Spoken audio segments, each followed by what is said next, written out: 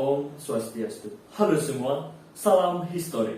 Perkenalkan saya Inyoman Ardayana Sadubadra, biasa dipanggil Ardayana. Nomor absen 15 dari kelas 11 MIPA 1. Jadi pada materi kali ini yaitu tentang tirani matahari terbit. Dan saya akan membahas tokoh yang bernama Zainal Mustafa. Dan 3 hal yang akan saya sampaikan, yaitu pertama, alasan saya memilih tokoh ini. Yang kedua, yaitu biografi tokoh. Yang ketiga, perjuangan Zainal Mustafa. Jadi langsung saja ke pembahasan. Yang pertama, alasan saya memilih tokoh ini. Karena sepertinya tokoh ini jarang dibahas. Dan juga perjuangannya terlihat menarik untuk dibicarakan. Yang kedua, yaitu biografi tokoh. Kehidupan awal dan berurusan dengan pemerintah kolonial Belanda. Zainal Mustafa lahir dengan nama Hudaini di Singaparna, Kabupaten Tasikmalaya, Hindia Belanda pada tahun 1899. Ia adalah seorang santri, seorang muslim Jawa Ortodoks. Setelah bersekolah di sekolah dasar standar, ia melanjutkan belajar di banyak sekolah Islam yang membuatnya mendapat julukan santri kelana atau siswa pengembara. Pada tahun 1927, ia pergi haji ke Mekah. Setelah kembali ke Indonesia, ia mengubah namanya menjadi Zainal Mustafa. Pada usia 20 tahun, ia mendirikan sekolah Islam sendiri bernama Pesantren Sukamanah.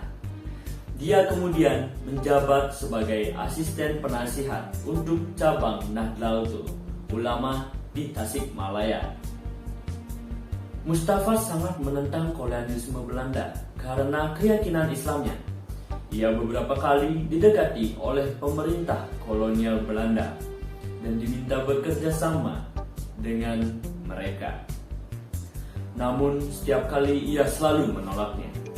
Pada tanggal 17 November 1941, setelah melewati masa penyensoran dan dibuntuti oleh polisi rahasia, ia dan rekan Kiai Rukiat ditangkap oleh pemerintah kolonial Belanda dan didakwa memprovokasi orang untuk memberontak melawan Belanda. Ia dipenjara selama hampir 2 bulan di Sukamiskin, Bandung. Pada Februari 1942, ia ditangkap lagi. Dan yang ketiga, perjuangan Zainal Mustafa. Pada tanggal 31 Maret 1942, hari ke-19 pendudukan Jepang di Hindia, seorang perwira Jepang mendekati Mustafa di sel penjaranya di Ciamis, Jawa Barat, dan berjanji akan membebaskannya dengan syarat ia akan membantu Jepang. Setelah menolak, baik dia maupun Rukiat dikirim kembali ke Sukamanah.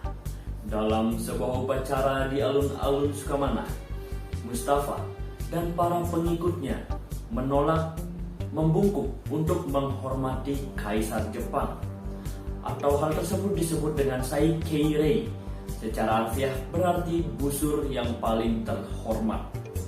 Akibatnya, pesantren yang diawasi selama 3 bulan, dia juga dituduh oleh pemerintah Jepang sebagai orang gila dan melanggengkan aliran sesat. Polisi rahasia Jepang segera berusaha untuk membunuh Mustafa saat dia berdoa, tetapi melesak dan memukul pemuja lainnya. Menanggapi hal ini dan meningkatnya kasus kerja paksa yang diperintahkan Jepang, Mustafa membentuk milisinya sendiri dan memulai pelatihan untuk perjuangan bersenjata yang rencananya akan ia luncurkan pada 1 Maulud atau 25 Februari 1944.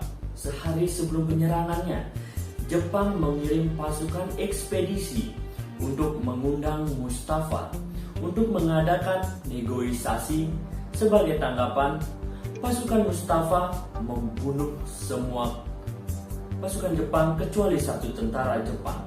Prajurit yang selamat diperintahkan untuk kembali ke komandannya dengan ultimatum yang menuntut kedaulatan Jawa.